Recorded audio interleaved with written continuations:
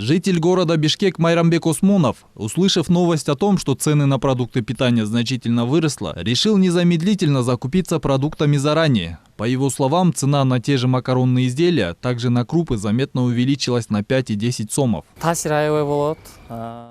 Больше всего цены сильно бьют по карману тех, кто честным трудом зарабатывает деньги. Если увеличивают цены за продукты, так пускай и зарплату поднимают. Как жить при таких ценах? Нам и так сейчас не просто после карантина и пандемии в июле. Не было работы, а теперь и цены поднимают на продукты.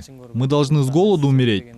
За последние 2 недели в действительности цены на продукты первой необходимости выросли от 1% до 16 и 18%. К примеру, если 2 недели назад цена за литр растительного масла стоила 85 сомов, то сейчас ее цена составляет 100-115 сомов. Мясо говядины также подорожало. Сейчас ее на базаре можно купить от 380 до 400 сомов, когда месяц назад ее можно было приобрести как максимум за 350 сомов. Более того, подорожал и сахар, чай, яйца, мука и не только.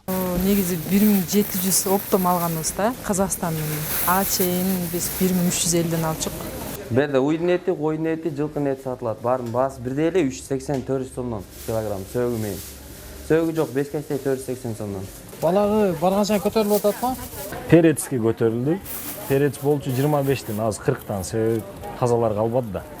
Между тем, в агентстве по антимонопольному регулированию сообщили, что подорожание цен на продукты первой необходимости зависит от внешних и внутренних факторов. Однако в агентстве отметили, что причин для паники нет. По их словам, чем больше граждане приобретают продукты питания, тем больше посредники пользуются моментом и искусственно поднимают цены. Специалисты антимонопольного агентства призвали людей быть более терпеливыми и отметили, что их ведомство делает все возможное, чтобы пересечь тех, кто искусственно завышает цены. И если правительство принимает решение о государственном регулировании цен на определенную, вот из перечня этих социально значимых товаров, из 25 наименований, то тогда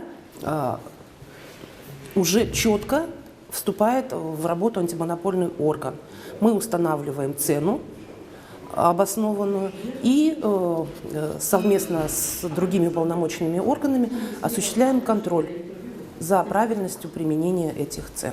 Отметим, что цены на продукты питания существенно были завышены весной и летом. На тот момент правительство пресекло несколько фактов безосновательного завышения цен. Кроме этого, были оштрафованы недобросовестные предприниматели. В случае повторного задержания таких нарушителей закона их могут оштрафовать на сумму от 13 до 28 тысяч сомов.